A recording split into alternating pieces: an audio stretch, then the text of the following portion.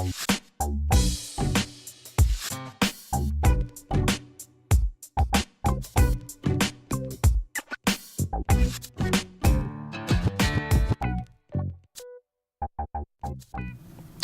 day and welcome back to another Spotlight series sponsored on behalf of the Mayor's Office of Black Male Engagement here in the city of Philadelphia.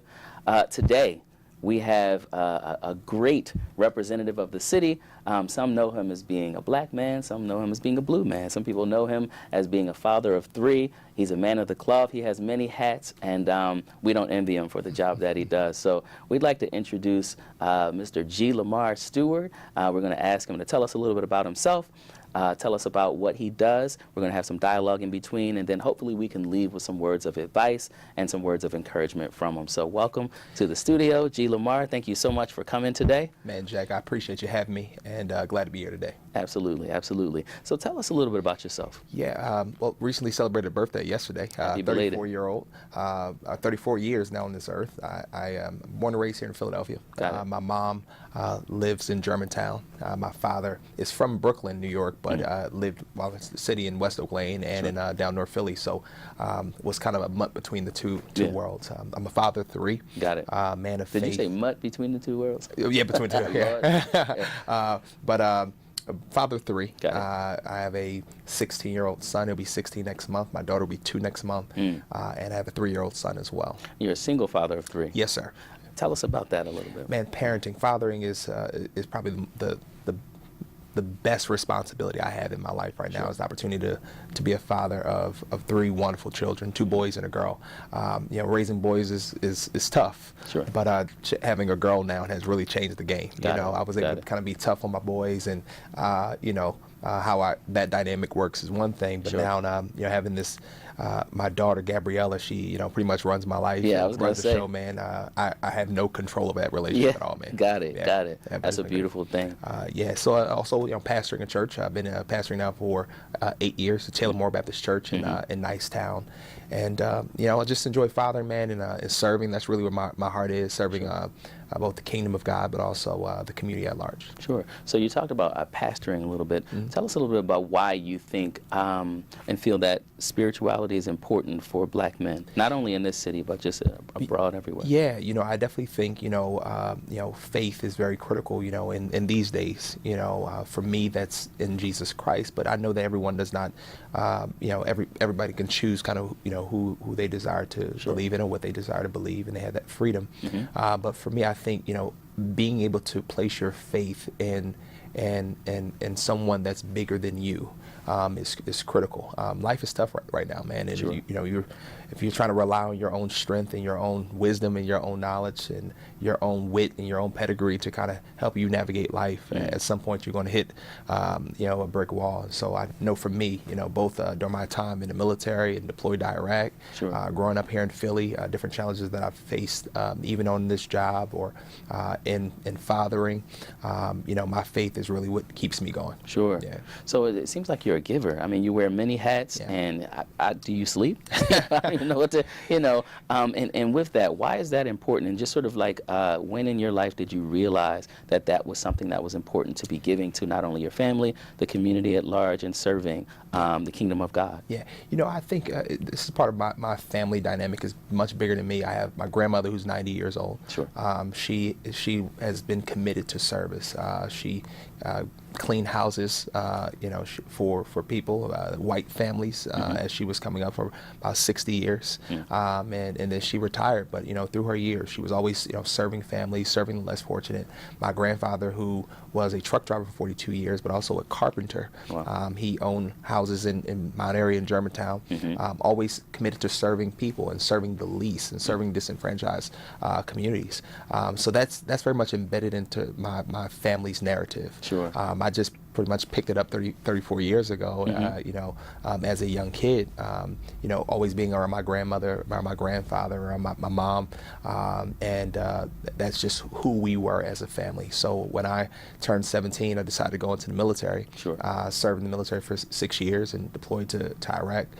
Came back home, got into corporate real estate, eventually joined Philly PD, and started pastoring Taylor Moore Baptist Church. And so my life has been a life of service. I just that's where I'm fulfilled. That's where I get life and energy. Sure. The more I serve, the better I feel. Sure. And you have a great story doing that. Tell us how important it is for a black man living today to know their history. Yeah. I definitely think that kind of, without understanding your history, you really don't have real identity. I think that understanding that, that there is a purpose for your life, and there are people who've paved the way for you to get to where you are, really helps you to understand the strength you have is deeper than your current circumstances. When I think about, just in recent history, names like, Cecil Bassett Moore, names like Dave Richardson, Georgie Woods, right here in this city, understanding the history and how they fought for civil rights in this city, that inspires me to keep going. Names like John Stewart, my grandfather, who was on the front lines of the work being done in Mount Airy and Germantown, and then even persons like Leon Sullivan and others, even in the faith community, Thomas Ritter, and others who put in work, and those are just men. I mean, there were tons of women as well, and Madam C.J. Walker, Fannie Lou Hamer, just to name a few. When you think about that history and the work that they paved in the civil rights struggle, and that really inspires me to go. That's where I get my life and my energy to do the work that I'm doing today. Sure. And service, man, this is what it's really all about. Absolutely. So can you tell us a little bit about some of the work that you're doing in the city of Philadelphia or a specific area? Yeah, definitely. So, particularly in this capacity in law enforcement, I serve under Inspector Derek Wood, who's the commanding officer for Southwest Division. Sure. Phenomenal leader in the police department.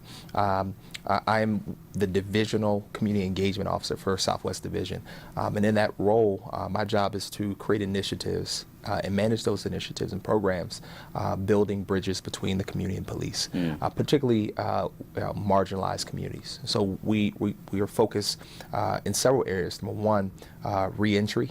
Number two, the whole conversation of reentry and recidivism. Then also our kids and youth going into schools, and also the homeless population as well. We just started something with the LGBTQ community as well in the University City area. So one of our programs, particularly around reentry and recidivism, is a program called Turning a New Corner. Every first Friday of the month, we take employers and workforce developers to some of the busiest corners in Southwest and West Philadelphia, and we transform the corner into a job interview site. We started that in September, and since then we've been able to get 45 individuals hired with various employers across the city, many of them which are returning citizens who had some issues from their past, and maybe felt like, if I went into a traditional job fair or went into an interview of my own, somebody may not hire me.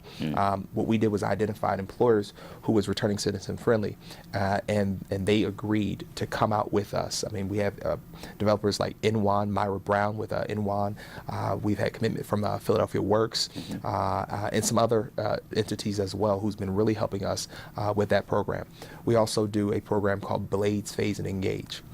Every third Monday of the month, we go to Philly Cuts at 4409 Chestnut Street, and we've transformed the barbershop into a town hall meeting. The barbers are still cutting, business is still going on. Absolutely. But as we know in the black community, the barbershop is a space where all types of conversations happen. So, we're talking about implicit, explicit bias. We're talking about police-involved shootings.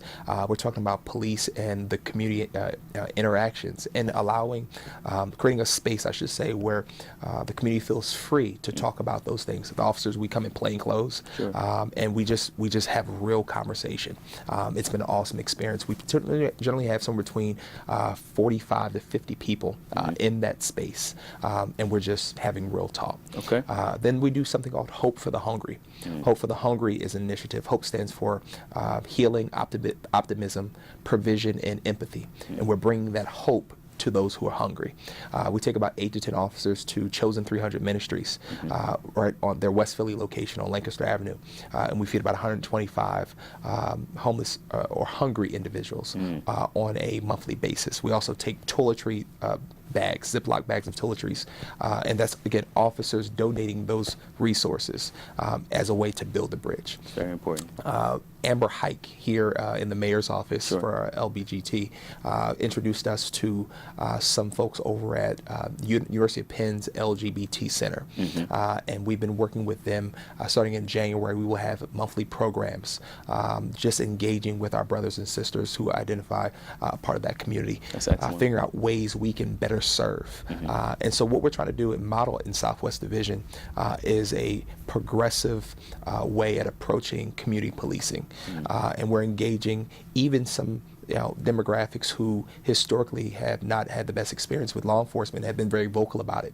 We're asking the question, why is that the case, and how can we do better? Sure. Because we really believe that if the relationship between police and community is going to get better, it doesn't start with the community. Right. It starts with us as public servants asking the question, how can we fix this, and how can we make it better? Got it. And so we're reaching out and we're asking, our activism brothers and sisters, our faith brothers and sisters, faith leaders, and community members as a whole to partner with us. Let's address the issue of gun violence in the city.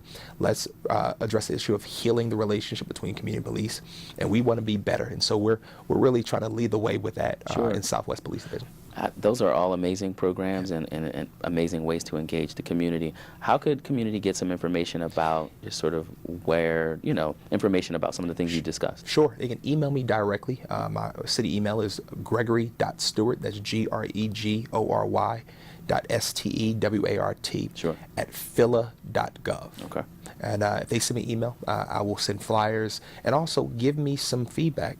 Share with me your thoughts, ways that we can do better. Again, our inspector out there, Derek Wood, also our police commissioner, has been very supportive of the community work that we've been doing. And we're hoping to even take some of these initiatives citywide here in the months to come. To bring this to a close, if you could just give us some words of advice for the listeners, for the viewers, who may be young black men, really inspired either by some of the things that you've said and really kind of looking for some type of direction. Give us some advice for us. Yeah, I definitely think, if I'm talking to a young black male today, I think, number one, it's important for them to, like I said before, where's your faith? Put that faith in someone. Sure. For me, that's Jesus. That may not be true for someone else, but put your faith in someone. Number two, understand that life is bigger than just right now. Every choice that you make today has consequences for your future.